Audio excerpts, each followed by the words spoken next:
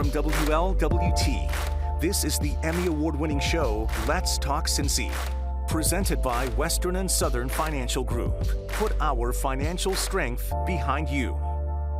Hello everyone, I'm Curtis Fuller and welcome to Let's Talk Cincy. For nearly 2 decades, Western and Southern has partnered with Cincinnati Public Schools to recognize an Educator of the Year. The award is named after the late Dr. Lawrence C. Hawkins. He was a Tuskegee Airman. He was also a respected educator here in Greater Cincinnati, a former vice president at the University of Cincinnati, and Western and Southern board member. Each year, the winner receives a check for $10,000. This year, there were 5 finalists.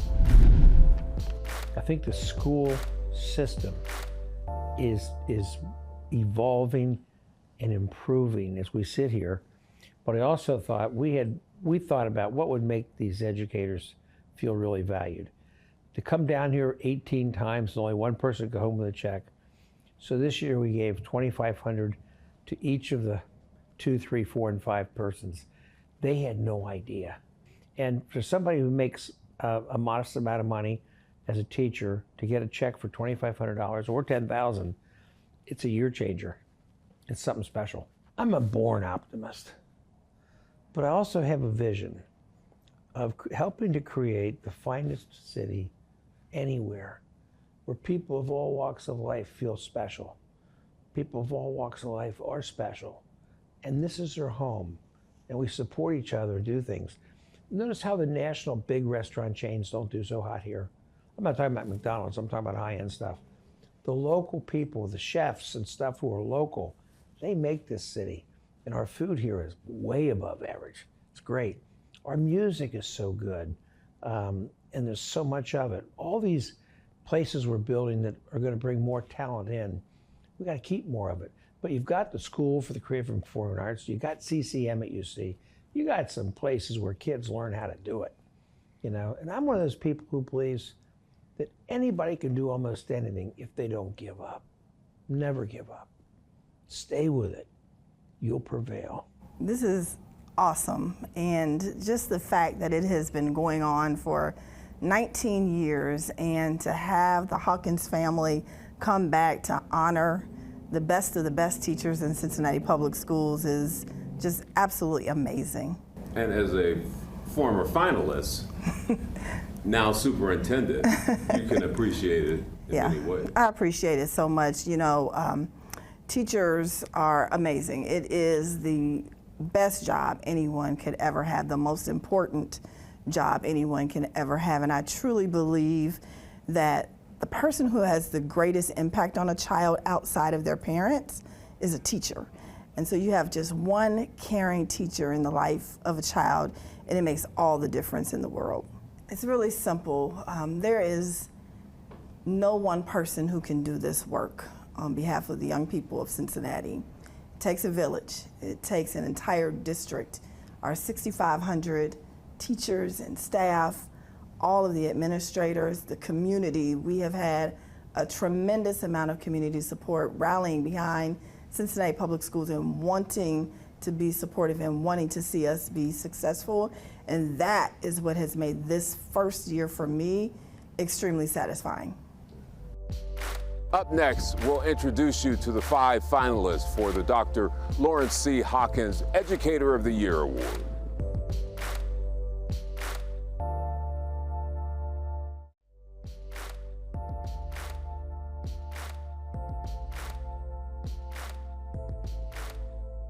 I nominated Gretchen because of her dedication and her advocacy for our students. She is honestly remarkable. She is so passionate. Last year, Gretchen had this wonderful idea to create an autism support group for the families. Many of the students that she receives, their families are coming right after a diagnosis. It can cause a lot of confusion and frustration for families, and I think she knew she had to do something about it. So with the Autism Family Support Group, she's able to bring community resources and teachers and family members together and give them the support and the resources that are needed, and create an environment that is inclusive and also empathetic to their needs, where people understand them and are actively going through some of the same things. And this is something she was doing, paying out of pocket initially. She raised money for transportation for families who did not have a way to get to the school. This academic year, she was able to source CPS microbuses in order to provide accessibility for her students to get to sensory-friendly field trips. Also this year, there was a passing of the young boy with autism, Joshua Elateef, in Westchester. And she used her online platform to raise money in order to provide support for individuals with autism who have elopement tendencies. And so she raised over $4,000 and was able to source air tags and locks for doors to send home with families. Now we have air tags being dispersed to elementary and high schools within the district because of Gretchen's efforts. And that goes beyond life-changing. It really is life-saving. Gretchen's students absolutely love her, and not just her students, the parents love her. Gretchen is available around the clock for her students. Again, many of these families are coming right off of diagnosis of autism and really don't have a context for what their child's life may look like. And she's there answering questions, not just from families in her classroom, but now families across the district are reaching out to Gretchen. Well, I'm the one sitting before you today. There are so many other people who could be sitting and speaking on Gretchen's behalf. Everyone within Whitford, within this district, they're now being able to see the impact that is being made for her dedication and hard work. And CPS is all that much better because of her efforts, her relentless work, her creativity, her drive, her passion. We all become better. I want everyone to know how amazing she is because our students really are having different outcomes by her advocacy.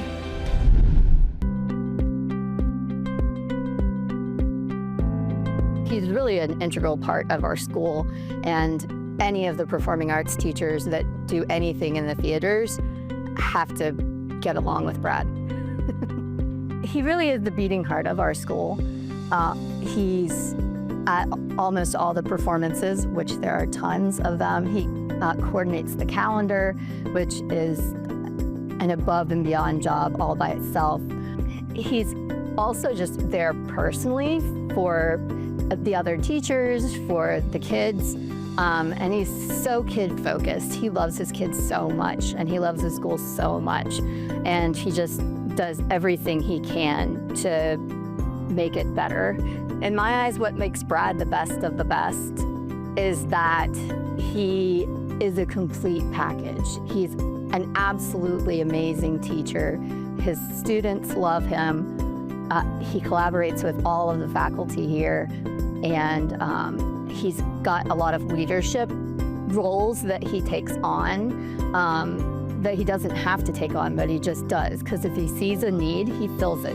Not only does he is he a great teacher, but he also is the senior class advisor, doing things with the kids. Like he'll have like a lunch for all of the tech theater kids, or special things at the end of the year that make it extra special, and not just coming to the school and doing his job, but going above and beyond all the time.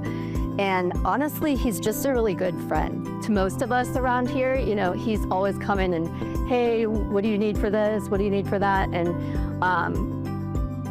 he just keeps our school running.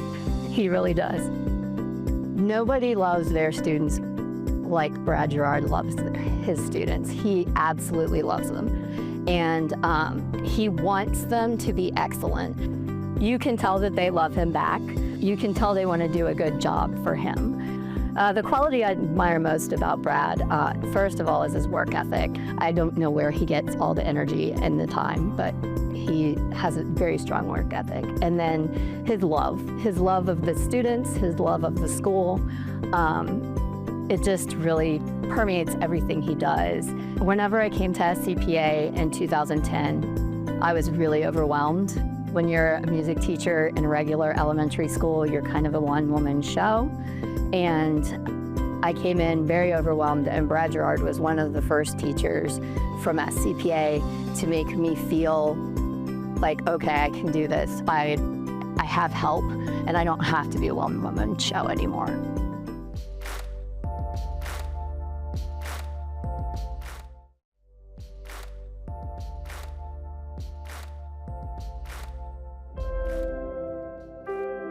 Cincinnati Public Schools has a lot of great teachers, but what sets Ms. Deutsch apart is her dedication to her students and her willingness to reach every student that walks through her door. We are a school that has a large population of English language learners, as well as we have students that have disabilities.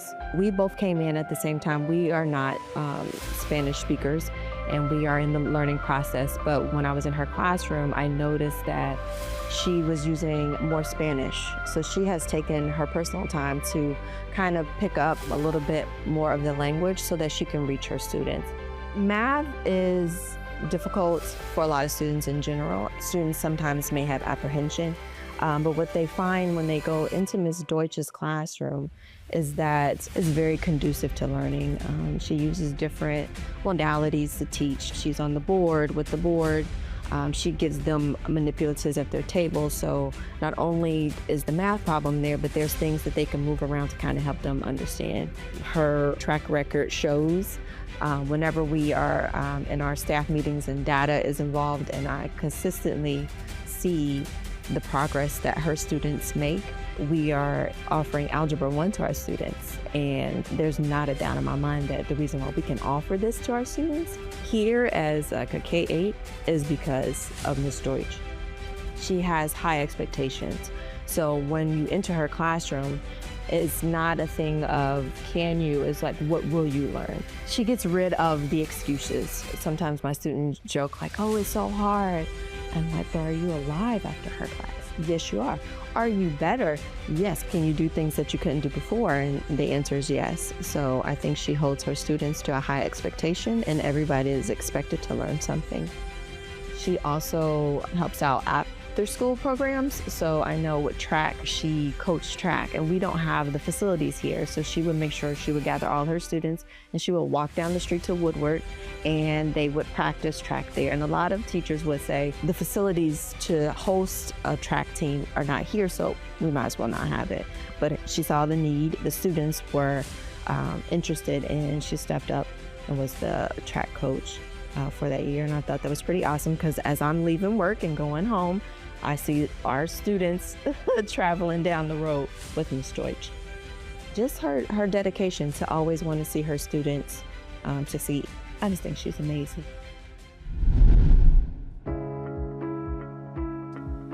I nominated Heather for a lot of different reasons. Probably first and foremost is because she is the teacher that a parent would want their kid to have. If my son was still that young, I would want him to have Heather. She teaches them science, she teaches them how to do inquiry, she teaches them the joy of discovery, but she also teaches them how to be Walnut students. She teaches them the organization and the study skills and the tenacity to survive here. And she's very rigorous, but she puts the scaffolds and the supports in place so anybody who wants to be successful here can be successful.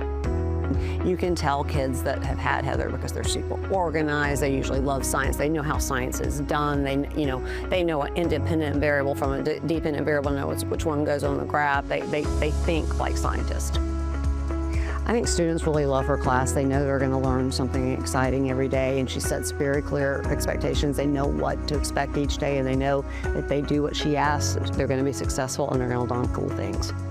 She transformed really what science meant to me. Her passion when she was teaching translated over to me, and it really made me enjoy the subject. She is very kind, and she really cares about her students. She is understanding to a lot of our students who have issues, and she rules with an iron fist, but is soft-handed with it. Her classes, she explains all the complicated science topics in a way that makes everybody understand it, and she gives this one concept in 4 or 5 different ways. So if you're a visual learner, you'll get it, or if you a kinesthetic learner, like anybody can get it. Heather found out that she had cancer shortly before Thanksgiving, and she made the commitment from the very beginning that she was going to be there for her students. And she went through the entire first round of chemo, only missing a day or two a week, even though she was having chemo every week. She's been out full time since fourth quarter started. She does have an excellent prognosis, and everything is going to be okay. Up next, meet this year's Educator of the Year.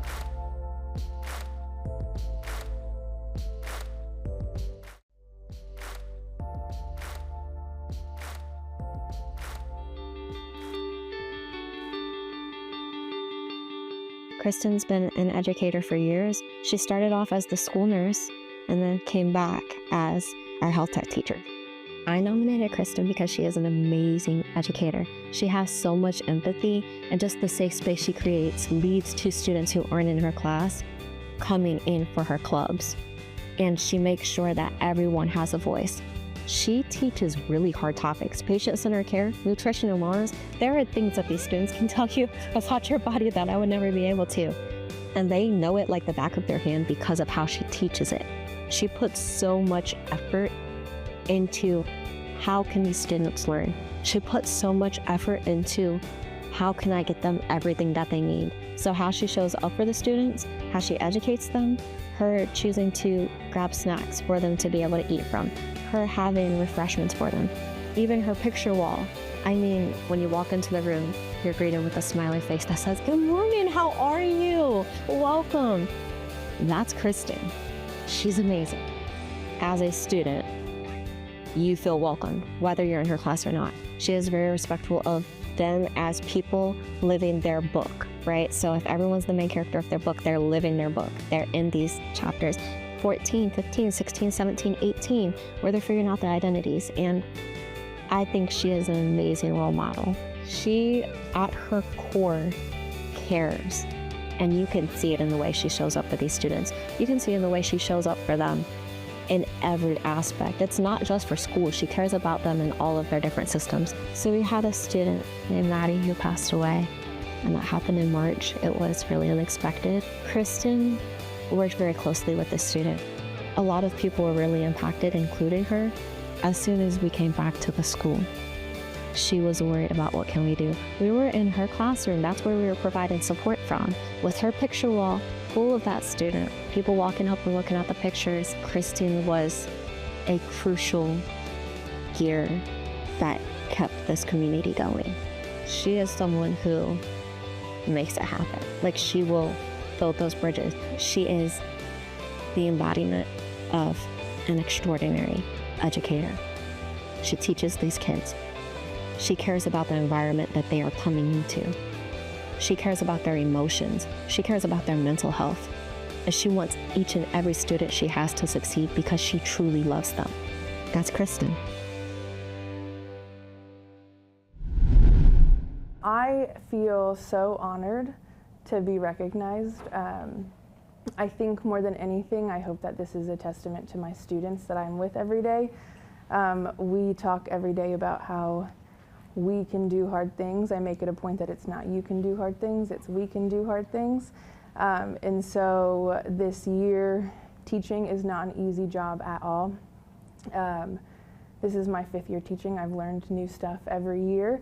I started as a nurse at our school, and moving into the role of an educator has been a huge shift. I have incredible respect for teachers once I joined that career.